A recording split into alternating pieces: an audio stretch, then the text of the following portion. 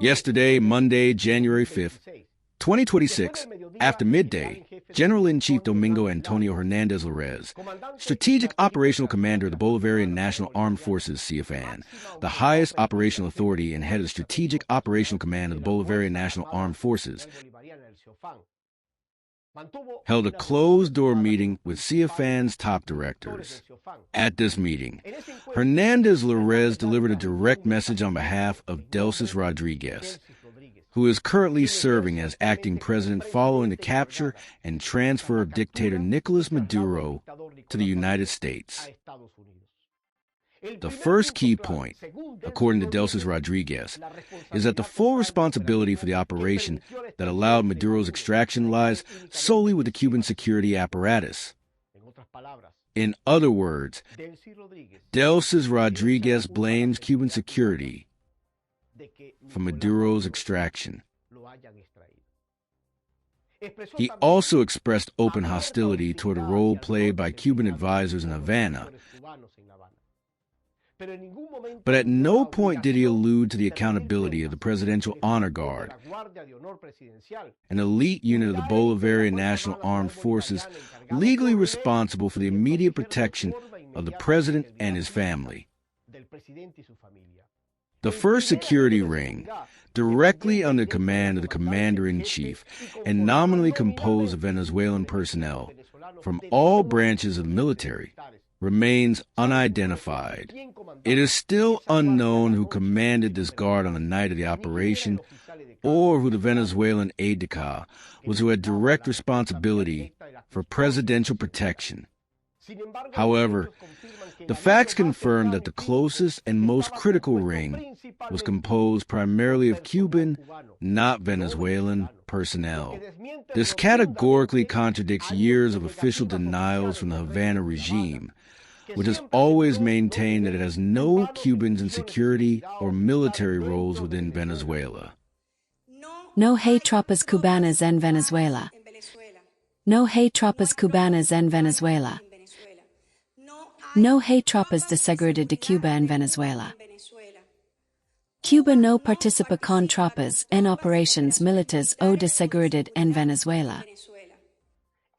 This reality clashes head-on with the repeated rhetoric of Padrino López and the military leadership, who proclaimed to defend national sovereignty at all costs, yet failed spectacularly to protect their own commander-in-chief. 32 Cubans, all part of Maduro's personal security detail, lost their lives in the operation. To date, the regime has not organized any official event, tribute, or posthumous ceremony for these foreign personnel, much less for the fallen Venezuelan soldiers, revealing the disposable treatment they receive. In stark contrast, a sovereign nation like the United States pays solemn tributes to its fallen.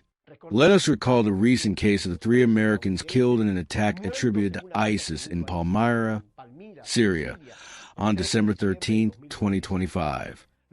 The remains of Sergeants William Nathaniel Howard and Edward Bryan, both of the Iowa National Guard, and American interpreter Ayed Mansour Zakat were repatriated and received in a ceremony at Dover Air Force Base on December 17, 2025,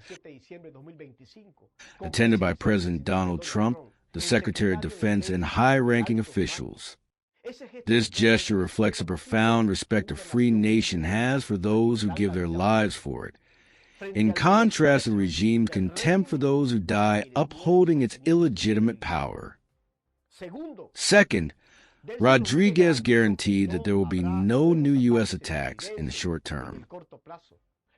The regime's tactic is to prolong any further military action by the Trump administration for at least 10 months, until the midterm elections on November 3, 2026, counting on Republicans losing their majority in the House of Representatives and thus restricting the president. Third, she stated that no elections will be held in Venezuela and that she will remain in power. A climate of euphoria prevails within the military leadership, convinced that Trump will not advance further and the Bolivarian revolution will remain intact. Finally, and fourth, María Corina Machado will no longer be allowed to enter the country. Hernández Lárez communicated this on behalf of Rodríguez. This information, which comes from the highest levels within the armed forces, corroborates the directives transmitted yesterday by Hernández Lárez. The high military hierarchy is aligned with Rodríguez and is betting on buying time while the dictator Maduro faces trial in the United States.